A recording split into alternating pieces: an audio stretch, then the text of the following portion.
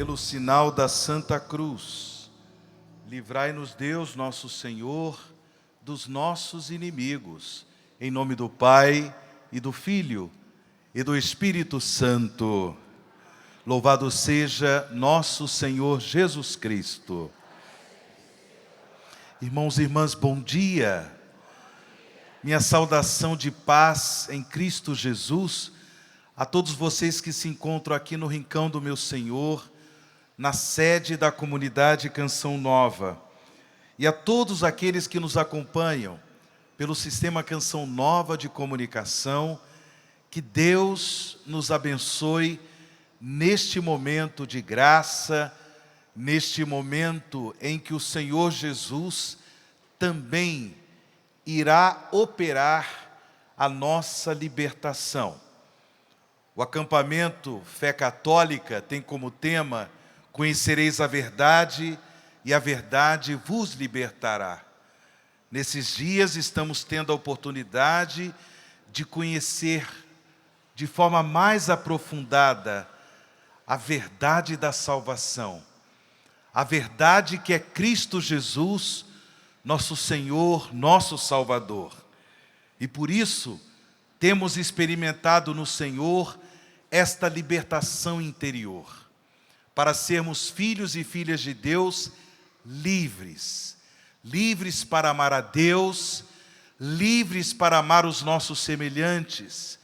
Filhos e filhas de Deus livres para viver no dia a dia o seguimento, o discipulado de Jesus Cristo, nosso Senhor. Irmãos e irmãs, para quem não me conhece, eu sou o Padre Wagner Ferreira, membro da comunidade Canção Nova, e tenho a imensa alegria de estar com vocês neste acampamento de oração. A reflexão que faremos juntos neste momento tem como tema o seguinte tema: o remédio para os vícios capitais. O remédio para os vícios capitais. Nós estamos no tempo litúrgico do Advento, em preparação para o Natal de Jesus, o Natal de nosso Salvador. E claro, a nossa mãe Igreja, ela nos convida para, nesse tempo do Advento, viver também uma conversão mais profunda para Deus. Além de nos preparar para a celebração do Natal de Jesus, nosso Salvador, o mistério de sua encarnação, o Verbo se fez carne e habitou entre nós, o tempo do Advento é também um tempo que nos acorda para uma verdade da fé católica, uma verdade da fé cristã: a vinda gloriosa de Jesus. Não é verdade?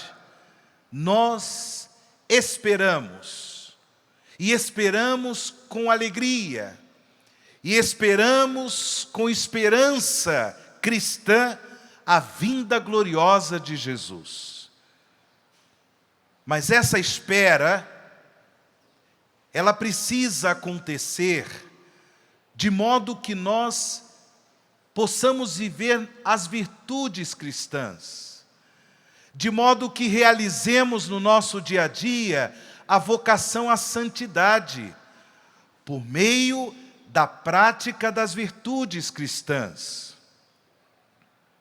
No entanto, os vícios que são contrários às virtudes, de fato, precisam ser conhecidos por todos nós, para que também busquemos na graça de Deus, busquemos na comunhão com o Senhor, a libertação desses vícios, a libertação desses pecados que dominam muitas vezes nossas ações, nossas emoções, nossas escolhas, impedindo de vivermos com alegria a vocação à santidade.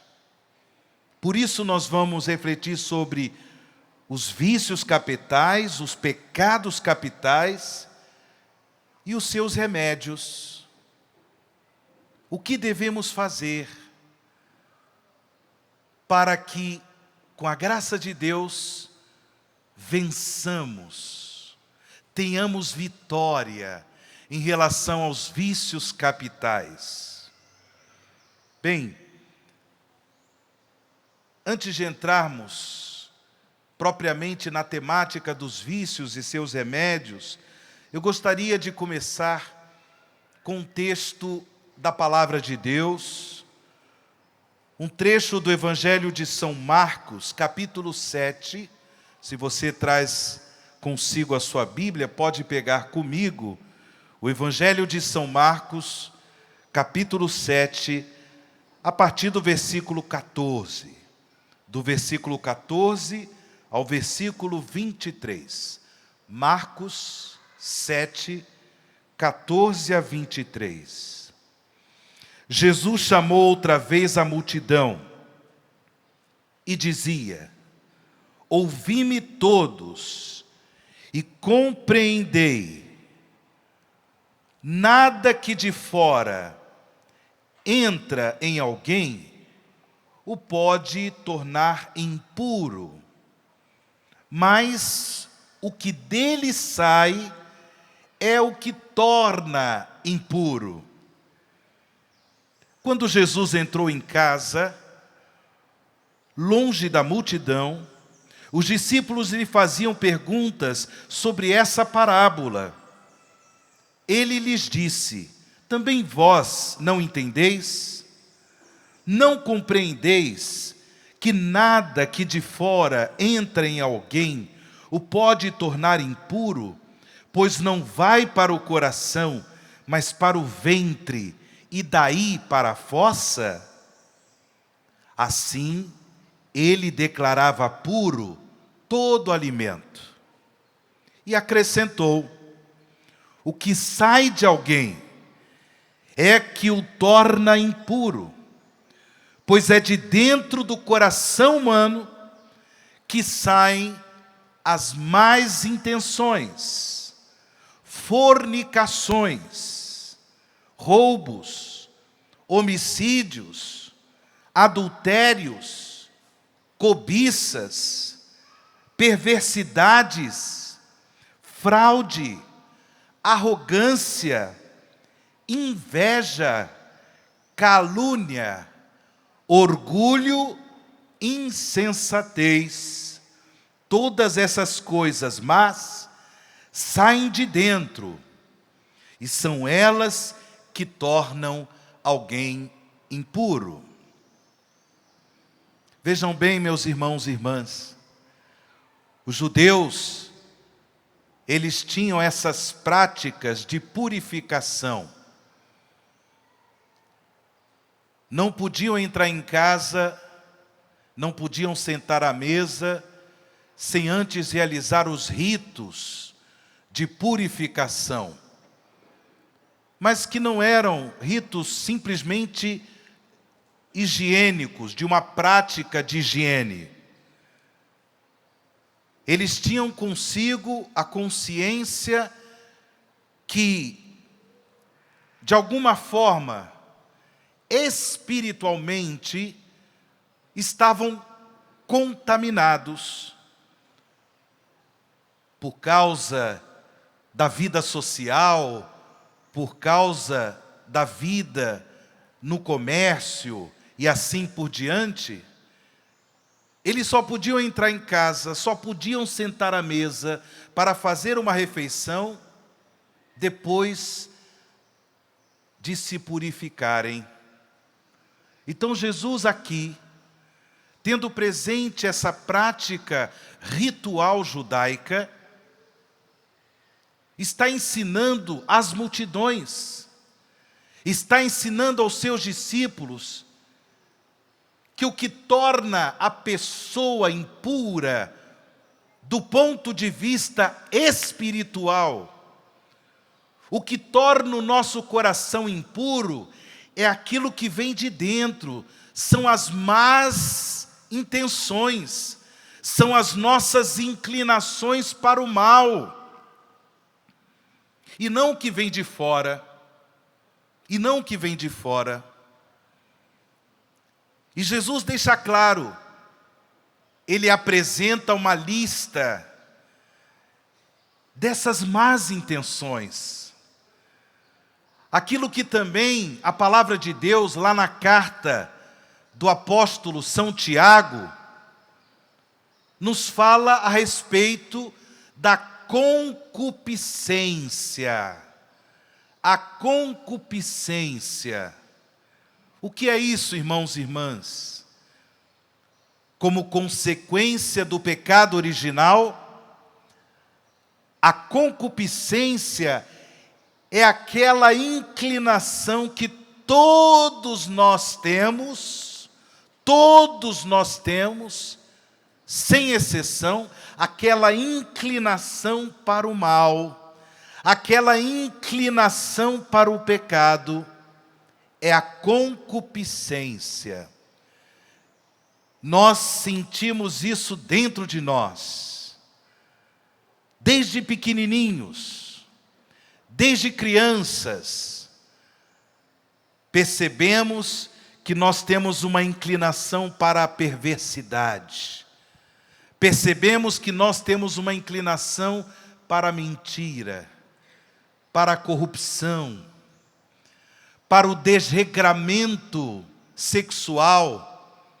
Conforme nós vamos progredindo na idade, percebemos também essa inclinação para o desregramento sexual, a concupiscência, que nós iremos lidar com ela até o fim da nossa vida. Até o fim da nossa vida, estaremos vivendo o combate espiritual, o combate em relação a esta inclinação que todos nós temos para o mal, para o pecado.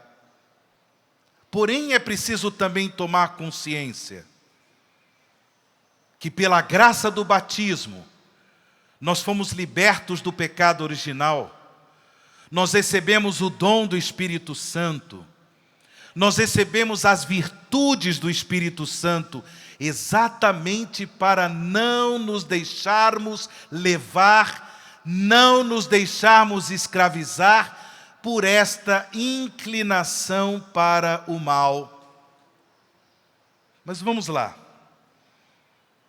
Jesus nos apresenta uma lista de pecados, uma lista de más intenções, que brotam, essas más intenções brotam da nossa interioridade.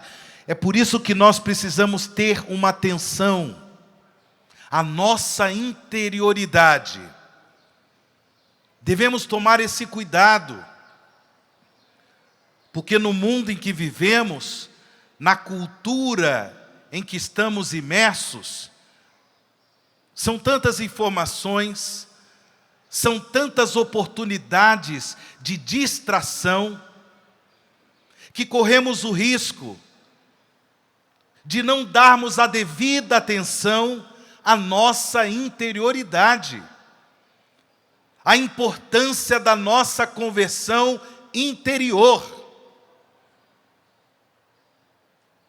É por isso que Jesus nos chama a ter essa atenção. Porque, é claro, nós não somos apenas pecado. Nós não temos apenas no coração inclinações para o mal, as más intenções. Mas criados à imagem e semelhança de Deus, nós também temos valores. Nós também temos dons. Nós também possuímos talentos dados por Deus para que nós possamos viver na sua bondade, no seu amor, fazer escolhas correspondentes à nossa vocação cristã. Somos capazes de fazer escolhas correspondentes à nossa vocação à santidade. Por isso esta atenção à nossa interioridade. E Jesus deixa claro, o que brota dos nossos corações?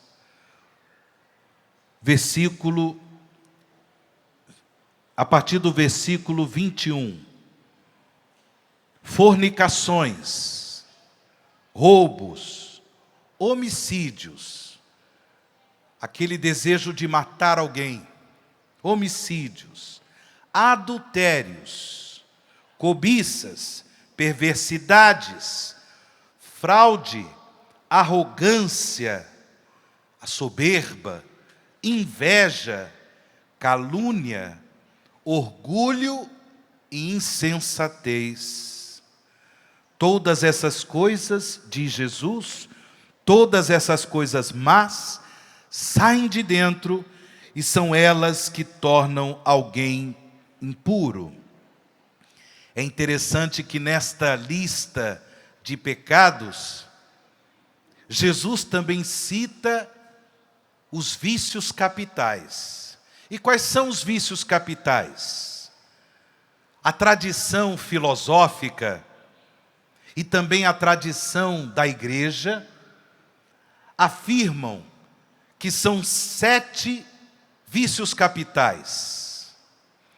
E aqui eu tomo com você o Catecismo da Igreja Católica, no número 1865 e 1866. Catecismo da Igreja Católica, número 1865 e depois o número 1866. Me permitam ler esse trecho, esses 2 números do Catecismo da Igreja Católica. 1865. O pecado cria uma propensão ao pecado. O pecado cria em nós uma propensão. Nos tornamos ainda mais vulneráveis ao comportamento pecaminoso. O pecado gera o vício pela repetição dos mesmos atos. Por exemplo, uma coisa é cometer o pecado por fraqueza, outra coisa é cometer o pecado por maldade, por vontade de cometer aquele pecado. O italiano usa uma palavra chamada cattiveria. Então, uma coisa é o pecado por fraqueza. Você fraquejou, você não foi assim tão forte e cometeu o pecado. Cometeu o pecado da gula. Cometeu um pecado, de fornicação, um pecado no âmbito sexual, mas por fraqueza. Outra coisa é o pecado por cattiveria, por maldade, por querer mesmo realizar aquele pecado.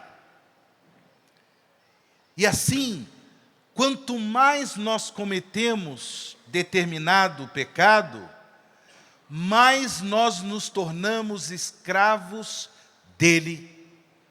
E se torna ainda mais difícil de se libertar desse mal. Porque se nós nos tornamos viciados no pecado. E o vício pode ser tão grave que com o passar do tempo, você vai achar que aquilo é normal. Com o passar do tempo, você vai achar que aquele comportamento pecaminoso é natural. Afinal, você é humano. Afinal, nós somos humanos. E, portanto, somos pecadores. E aí começamos a construir toda uma ideia da misericórdia de Deus, como se Deus ficasse passando a mão na nossa cabeça, aprovando o nosso comportamento pecaminoso, aprovando o nosso comportamento vicioso. Não. Mas por que isso acontece? Justamente porque nos tornamos escravos,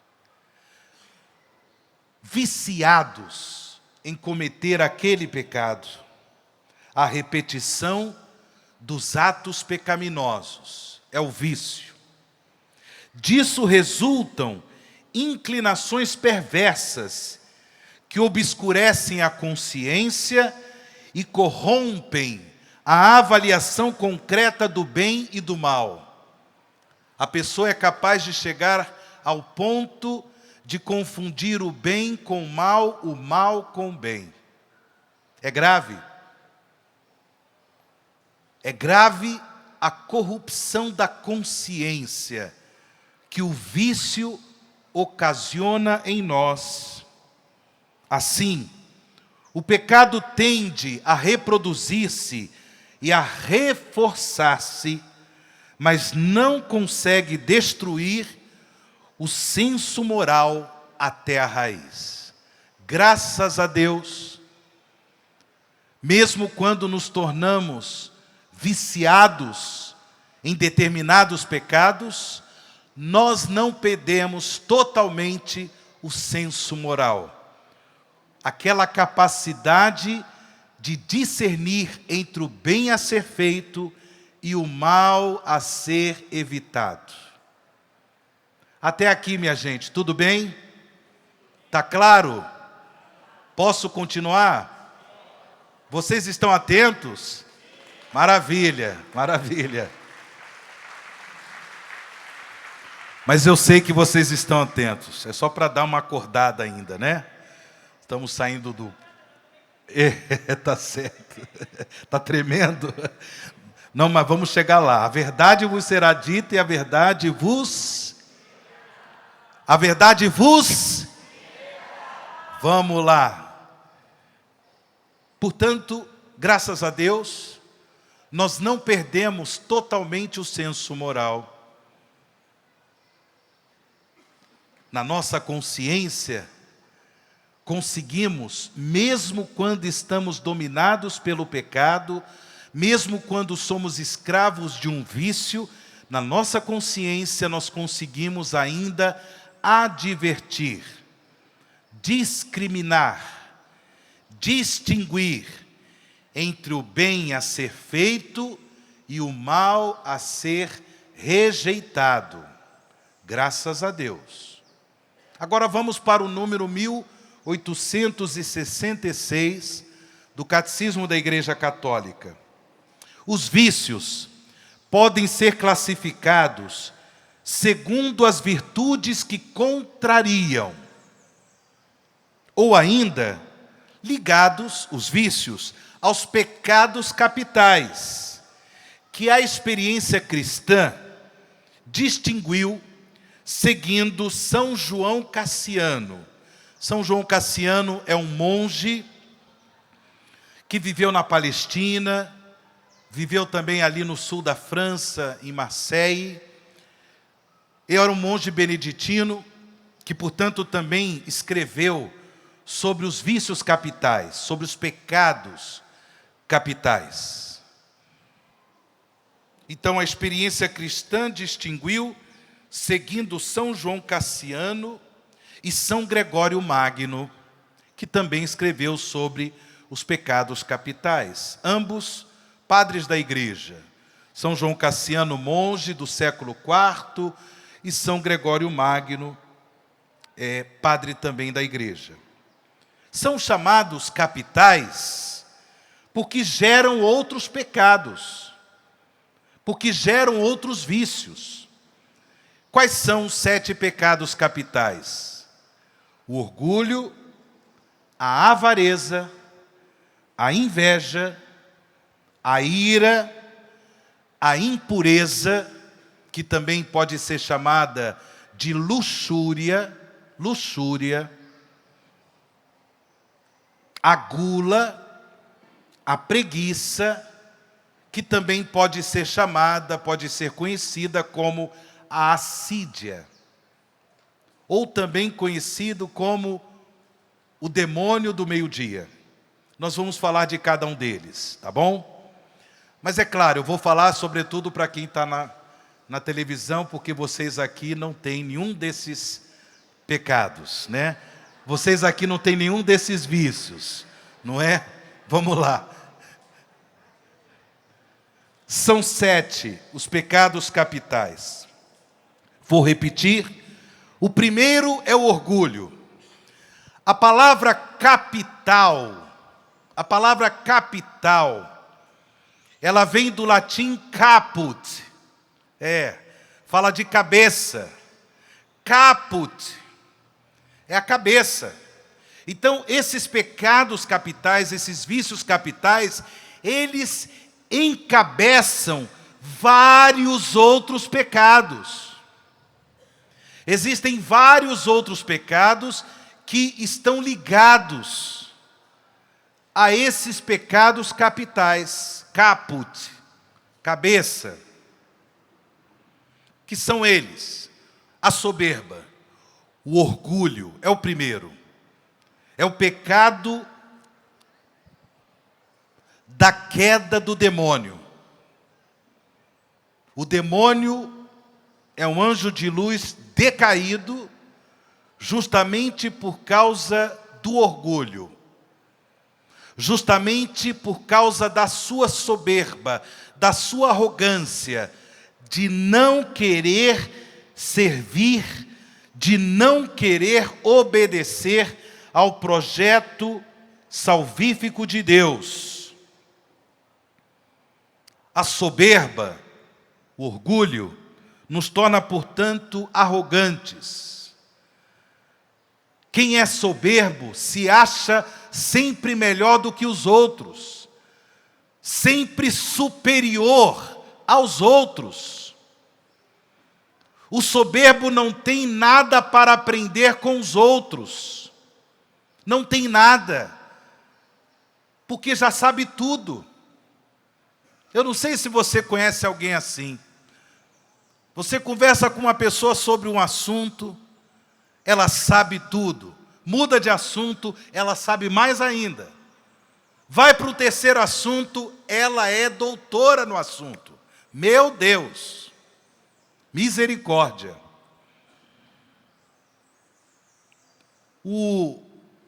A soberba, portanto, que a palavra de Deus traz inúmeras passagens sobre esse mal, sobre esse vício.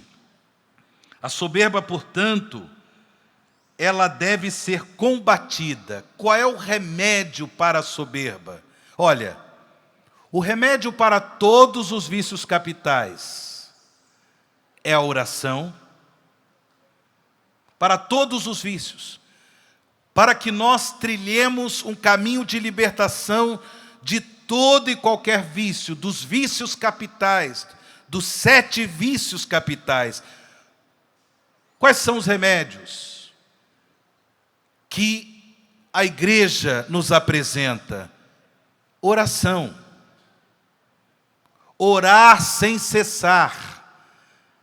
Disse Jesus no Horto das Oliveiras, quando ele entrou em agonia, antes de sofrer a sua paixão e morte de cruz, disse Jesus aos seus discípulos que estavam ali com ele, Pedro, Tiago e João: orai sem cessar, para não cairdes em tentação, porque a carne é fraca, mas é o Espírito, irmãos. É a nossa interioridade que deve ser fortalecida na força de Deus, na virtude de Deus, por meio da oração. Mas além da oração, a vida sacramental. A busca da graça de Deus nos sacramentos da igreja. A partir do batismo, o Santo Crisma, o sacramento da penitência, a confissão sacramental, a Eucaristia, comungada, adorada, Jesus sacramentado, adoração ao Santíssimo Sacramento. Essa busca da comunhão com Deus por meio dos sacramentos da igreja, oração, busca da direção espiritual, buscar um sacerdote, buscar uma pessoa consagrada, um religioso, uma religiosa, um leigo, uma leiga, maduro, madura na fé cristã, na vida da igreja. Esses irmãos e irmãs que podem prestar um autêntico serviço de direção espiritual. E também com a direção espiritual, busque um confessor. Ter presente um sacerdote que pode continuamente ouvir a sua confissão e lhe dar as devidas orientações espirituais para que você trilhe o caminho de libertação do vício predominante, que é o vício da soberba. Além disso, o próprio Jesus, Filho de Deus Salvador, nos dá inúmeros testemunhos de que nós combatemos o vício da soberba por meio da prática da humildade.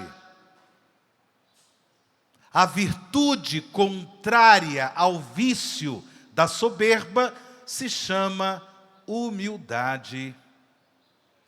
Colocar-se a serviço dos irmãos, colocar-se naquele serviço gratuito, naquele serviço generoso, naquele serviço misericordioso, demonstrar autêntica solidariedade para com os irmãos e irmãs necessitados de ajuda e que nós temos condições de ajudar. Os empobrecidos, as pessoas enfermas, os idosos que vivem em solidão. A prática da humildade. Nosso Senhor testemunhou de forma linda a prática da humildade na última ceia, quando Ele se levantou em um determinado momento e começou a lavar os pés dos seus discípulos.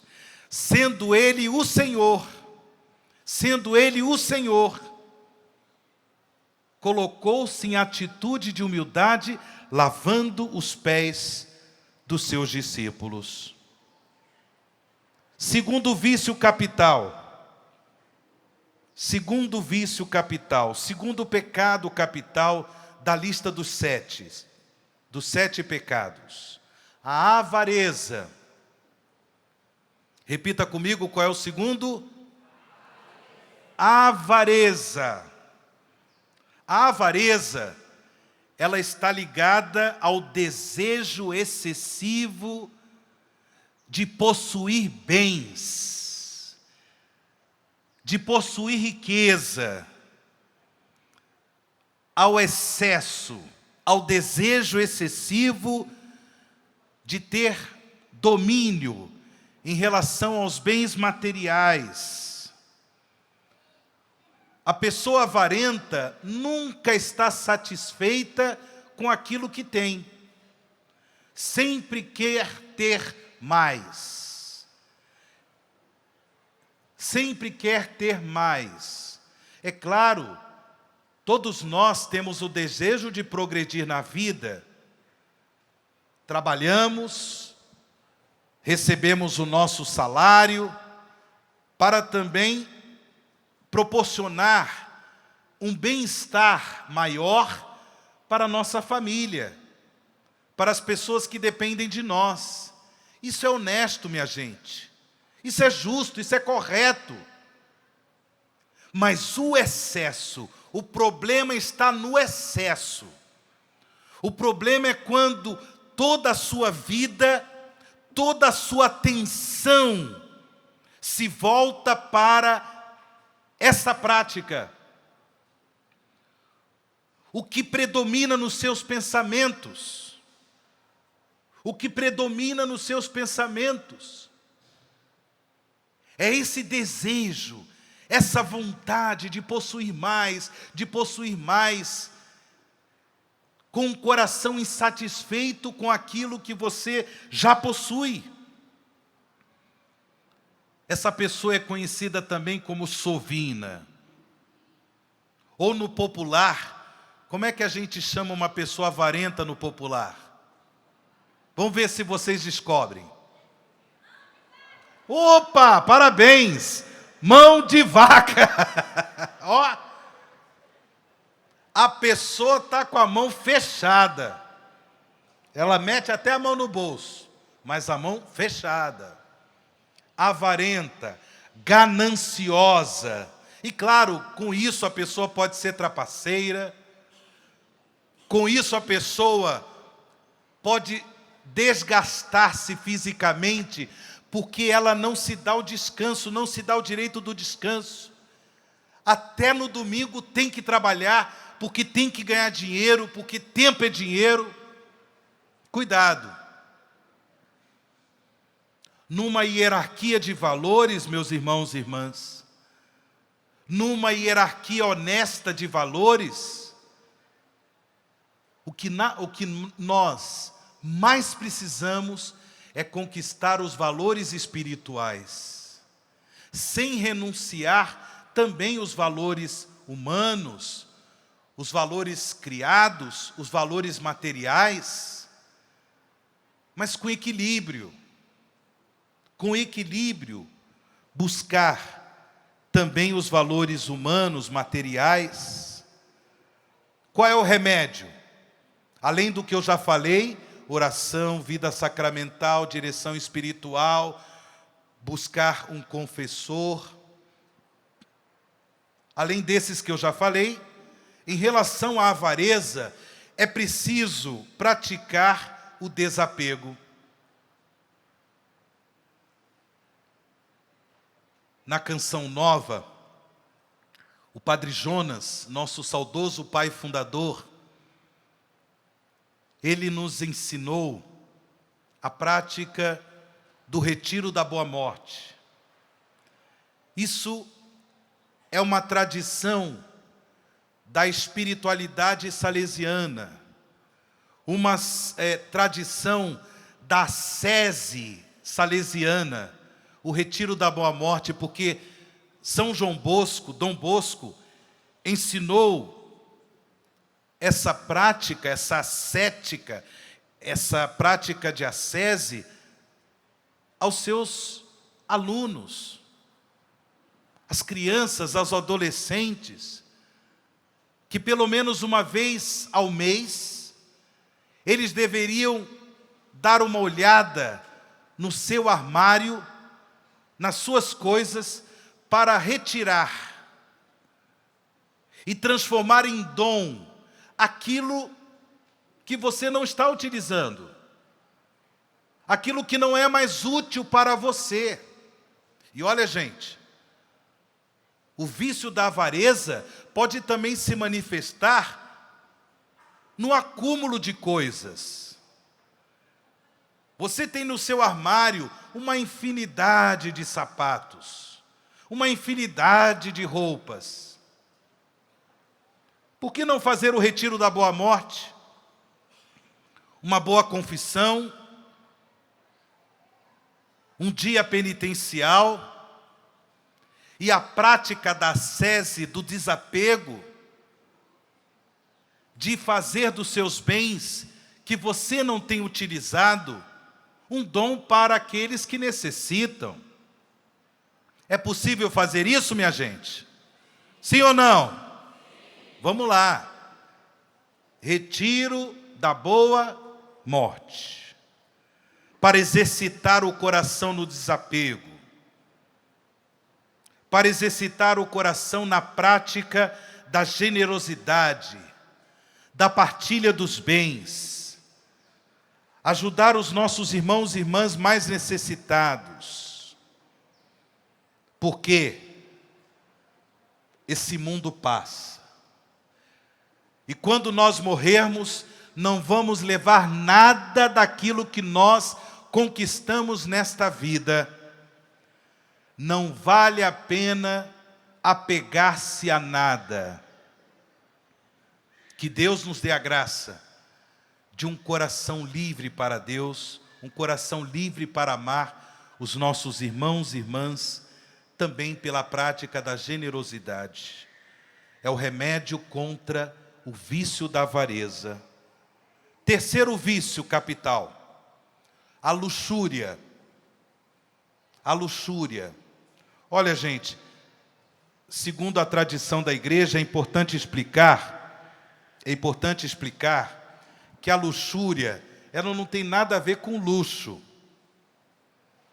Às vezes, quando eu estou no confessionário, atendendo as confissões, a pessoa chega para mim e fala assim: padre, eu pequei na luxúria,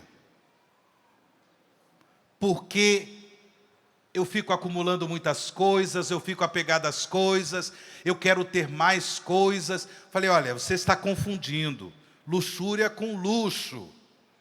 A luxúria é o vício capital ligado ao desregramento sexual. É o vício capital ligado à fornicação, que Jesus falou. A fornicação. O uso do prazer sexual,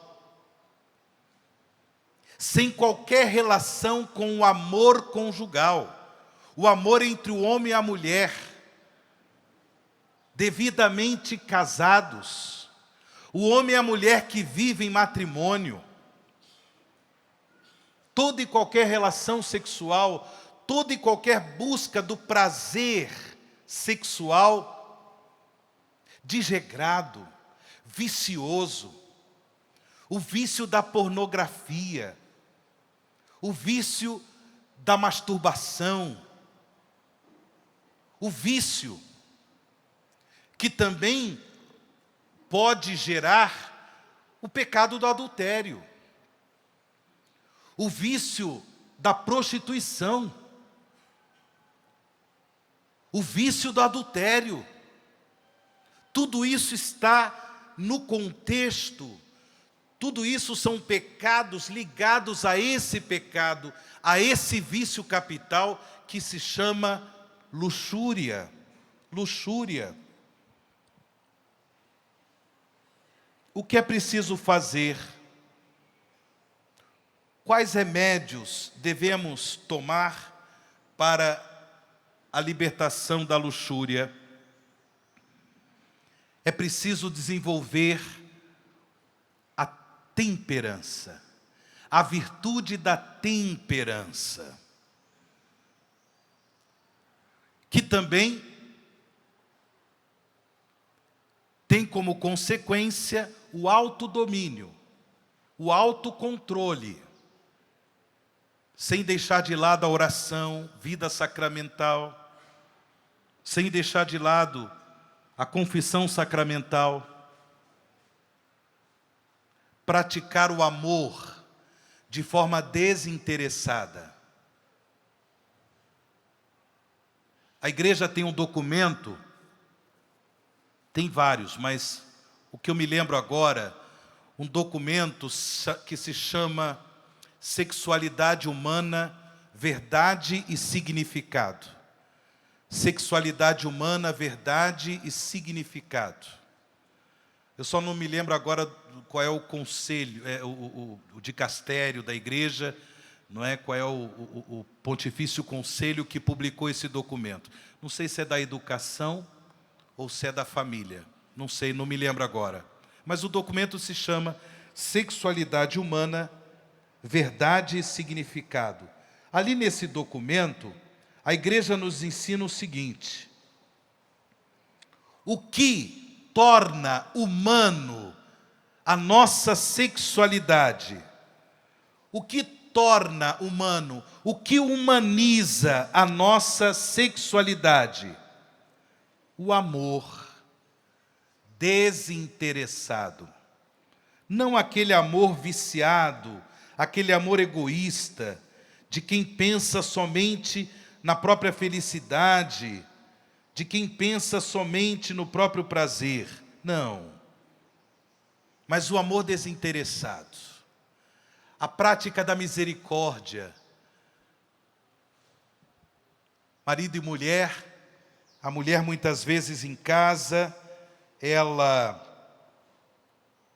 lava a louça depois de um almoço de domingo, tanta louça, e o marido generosamente exercita a prática do amor, também ajudando a esposa na louça, por exemplo. Por exemplo. Mas aqui, gente, tem que entrar a nossa criatividade, porque eu poderia falar de diversos exemplos de um amor desinteressado, onde você presta atenção em ter aqueles comportamentos que promovem o bem da família, que promovem o bem dos nossos semelhantes, só por amor. Não para que você seja elogiado, não para que você seja elogiada, por amor gratuito. Agora, é claro, se você hoje peca na intemperança, se você tem um comportamento sexual de intemperança, está escravo do vício da fornicação, da pornografia, você precisa pedir ajuda também, para ter comportamentos de rejeição. Cuidado com a internet, cuidado com as redes sociais. É preciso rejeitar, é preciso renunciar. Daqui a pouco nós vamos falar da gula. O remédio para a gula é o jejum. Nós também temos que jejuar, fazer jejum das redes sociais, deixar de lado um pouquinho as redes sociais, para não correr o risco de pecar na pornografia, no vício da pornografia, e que acaba levando a outros vícios de masturbação, de autoerotismo. Estabelecer relações honestas com homens e mulheres. Amizade, cultivar amizades sadias. O que nós na Canção Nova buscamos viver, o princípio do masculino e feminino em sadia convivência. Um princípio que Padre Jonas nos ensinou tantas vezes. O homem que valoriza os dotes da mulher, o homem que valoriza a mulher como um dom de Deus para si. Eu sou padre, eu sou celibatário, eu busco viver a castidade.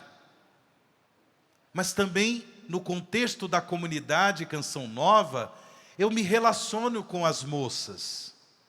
A Rogerinha está ali, por exemplo, não é? Que eu já conheço há muitos anos, desde quando ela entrou na Canção Nova, 94. 95 você entrou. Eu entrei em 92. Então, nós caminhamos muito juntos. Hoje é uma mulher casada, mãe de 2 filhos, com quem também eu tenho uma fraternidade, uma amizade. Eu valorizo muito os dons que Deus deu a Rogerinha. Isso me faz muito bem. Isso me edifica também como homem. E não me atrapalha na vivência do celibato, na vivência da castidade. Só me faltam 4 minutos. Vamos correr. Quarto pecado capital, ira.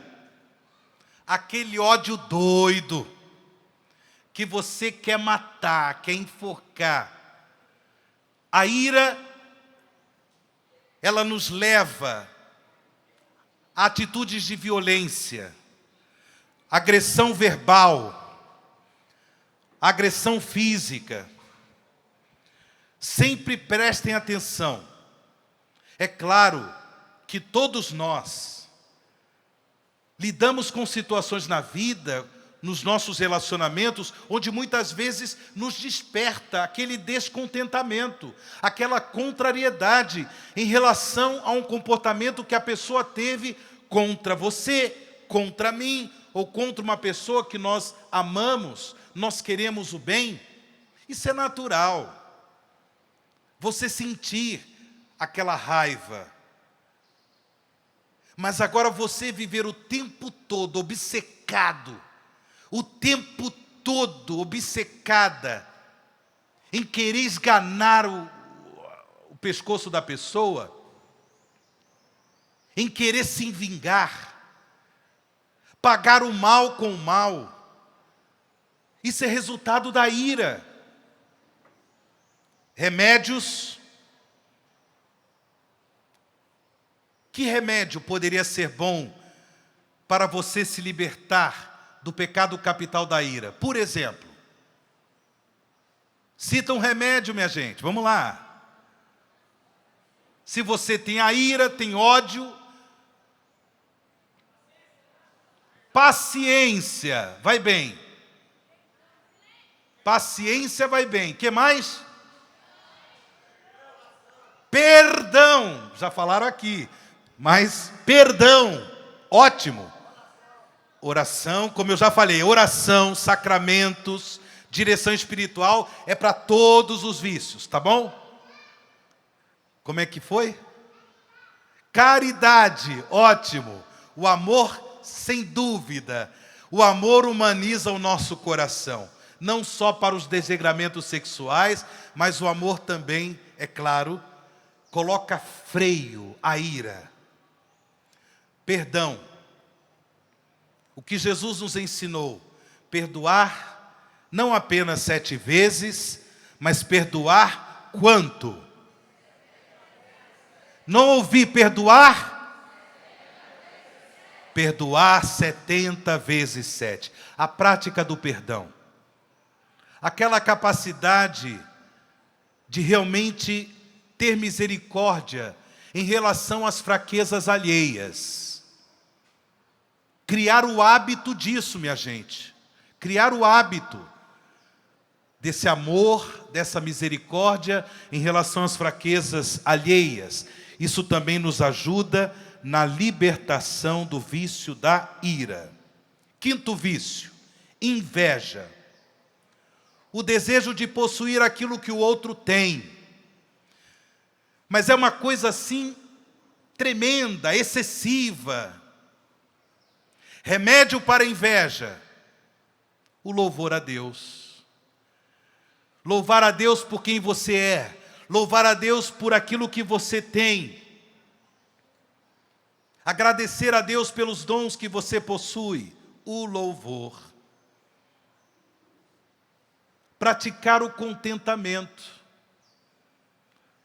Praticar essa alegria interior daquilo que você possui.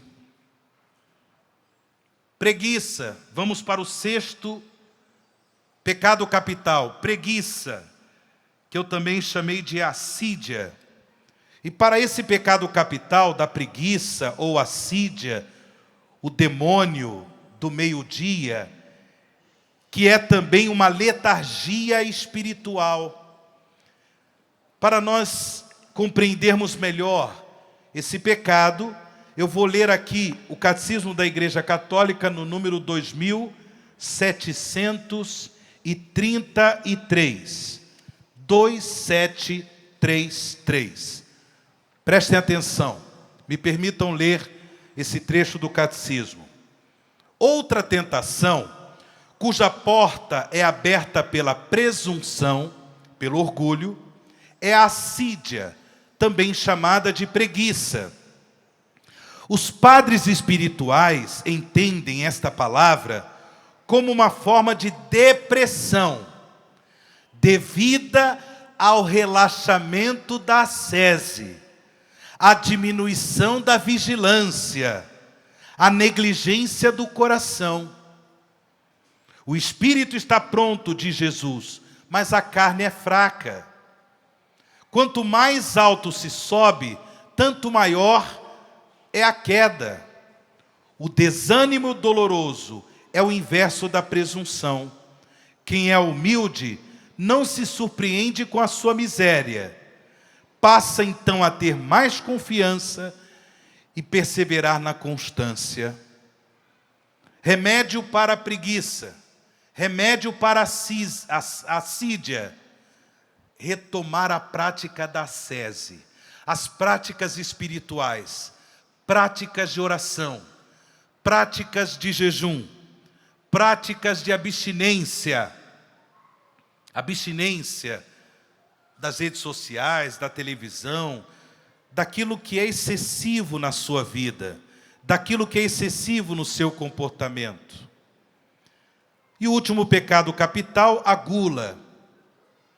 A gula, que é o consumo excessivo. O consumo excessivo, o consumo demasiado, não somente de alimentos, mas de qualquer prazer sensorial, também da bebida. A gula está ligada ao desejo de satisfazer os sentidos, o prazer dos sentidos de maneira descontrolada, muitas vezes sem considerar os limites próprios do corpo, os limites próprios da saúde, os limites próprios da sua mente.